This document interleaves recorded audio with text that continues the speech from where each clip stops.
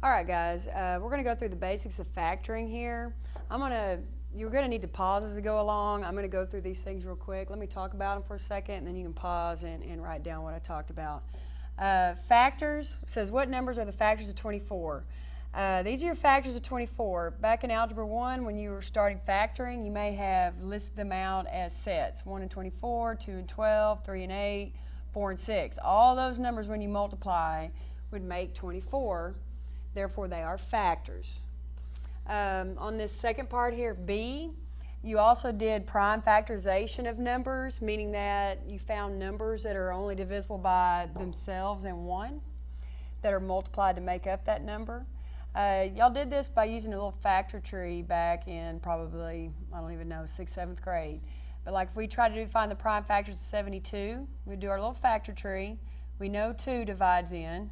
And so I broke that down into 2 times 36. 36 breaks down into 6 times 6.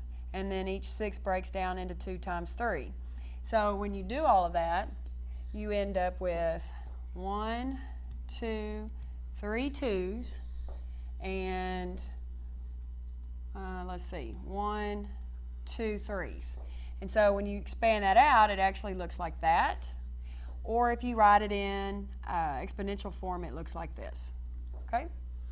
When we simplify using a greatest common factor, we've done that a lot this semester already. In other words, what do you do when you reduce? Well, if I'm trying to reduce 36 divided by 48, I'm trying to find the largest number that will divide into both.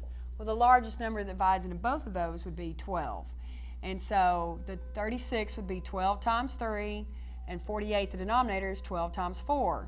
So if you can turn that into a common factor, those common factors, of course, would cancel. And so when you reduce it, you would be left with 3/4. Okay? Another thing you did back in Algebra 1 was a method called FOIL. FOIL allows you to find the factors allows you to factor and get a result of a polynomial. So when you use FOIL, you're going to use 2 binomials and multiply them. So if you remember, FOIL stands for first, outside, inside, last. So if I'm doing this part, I do first times first. If I'm doing the outside, I do outside times outside. If I'm doing inside, I do inside times inside. And if I'm doing last, I multiply L times L. Last times last. And so if we go back, first times first, 2x times 4x would be 8x squared. Our outside terms are 2x and y, so 2x times y would be 2xy. Our inside terms are 3y and 4x, and so that would be 3 times 4 is 12, and then y times x would be xy. You're just going to put those in order alphabetically. And then the last term times last term, 3y times y would simply just be 3y squared. And then, of course, on FOIL, if you have any like terms, you would come back and combine them. These are both xy's. That's why you want to write both these terms in alphabetical order so you realize they're alike. 2x plus 12x would be 14xy. And so after you do the hookup there, those become this for your final polynomial when you do FOIL. All right, so you're going to want to pause right there and make sure you have all that. Okay, at the bottom of the page, it goes through a little better how to do a GCF and how to factor different polynomials. On this first one, basically, if I'm looking, it says always look to see if the terms have a greatest common factor other than 1. Well, here I have a binomial. I have 2 terms. So I want to look at both terms and decide if there's a common factor. Well, 6 and 14, of course, are both divisible by 2, and that's the largest number that will divide into them. You'll notice they each have an x. This only has 1, this one has 2. So in common, they have a 1x. So your GCF would be 2x. So if I were going to factor this, I would factor out the common factor, which in this case is 2x, and then I would see what was left over. In other words, what do I have to multiply 2x by to get 6x squared? Well, 2x times 3x would give me 6x squared. What do I have to multiply 2x by to get 14x? Well, that would be 7. And so once you factor out your GCF, you then have your factors. In other words, if I went back and multiplied, distributed this through, I would end up right back to there. Okay? Let's look at this one. Here, if I look at all my numbers, 4, 6, and 10, negative 10. The largest number they're all divisible by is 2. So I can pull out a 2.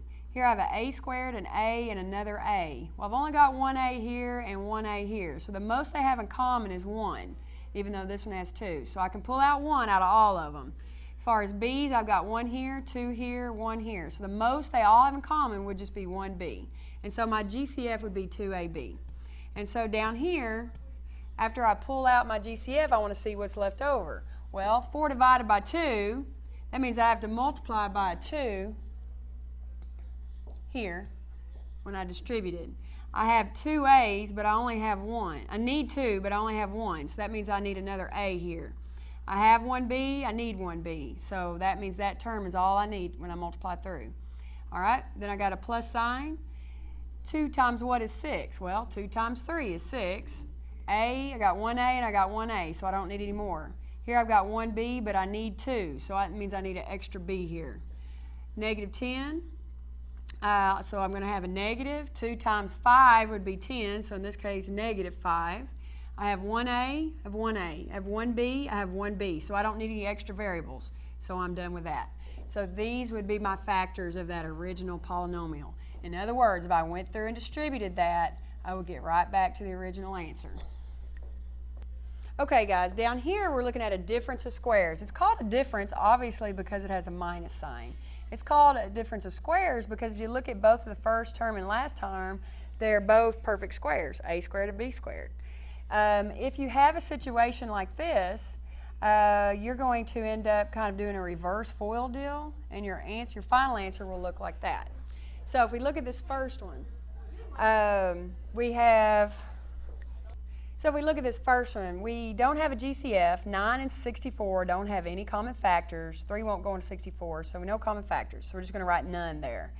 But if I want to factor this, I kind of do reverse FOIL, and we'll go over this better in class. But if we think about what I would have to multiply to get 9x squared, the square root of 9x squared, square root of 9 is 3. The square root of x squared would just be plain old x. And so this would be 3x, whoops, and this would be 3x.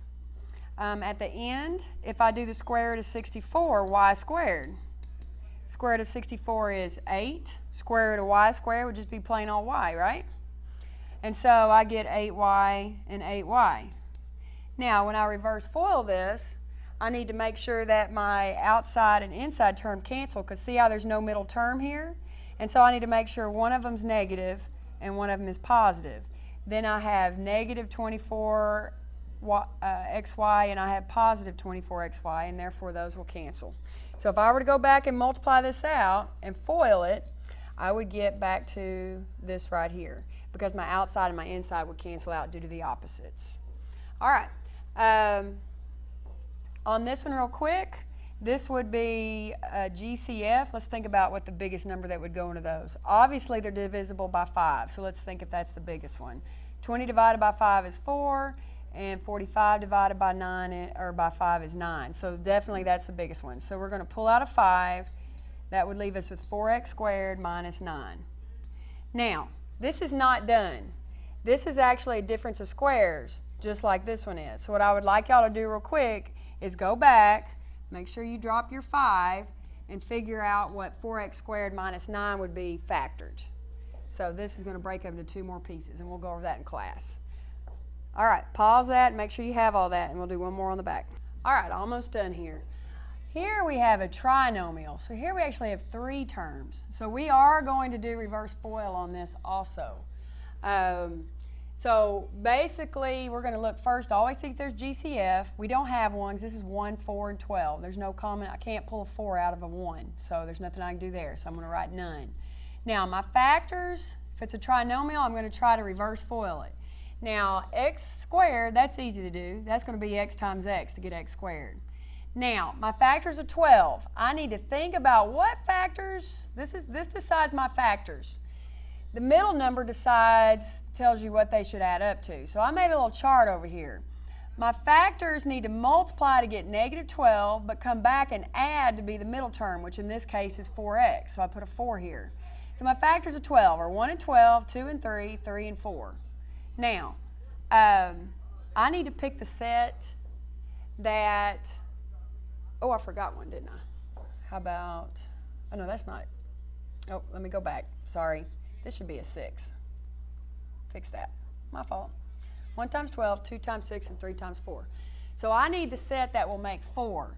Now, none of these will add to make 4, but if you'll notice 2 and 6 will actually subtract to make 4. And I need them to multiply to make negative 12. So one of them would have to be negative anyway. Now I need them to add to be positive 4. So if one's negative, one's positive, I need the bigger one to be positive to be 4. So in other words, I need this to be plus 6 and this to be minus 2. That way, negative 2 times 6 is negative 12, and negative 2 plus 6, when I add them, combine them, would make positive 4. And so that ends up being my factors, x minus 2 and x plus 6.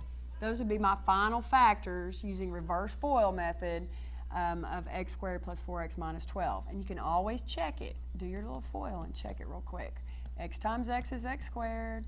X times 6 is 6x, positive. Negative 2 times x is negative 2x, and negative 2 times 6 is negative 12. So when I go back and check this, these should add up to positive 4. 6x minus 2x is definitely 4x. So I know that that's correct. All right, same thing over here. Here, though, we have a GCF. See how they're all divisible by 2? So we need to do that first. So I pulled out a 2, and it left me with this. Now, next thing I need to do is make sure I bring down my 2, because that's still a factor. I factored it out. And I need to find my factors of this trinomial. The last term is negative 6, so I need the factors of negative 6 that make positive 5. So I only have 2 options on 6. I have 1 and 6 and 2 and 3. And they need to multiply to be a negative. So again, I need a negative. I need one of them to be negative. And I need one of them to be positive.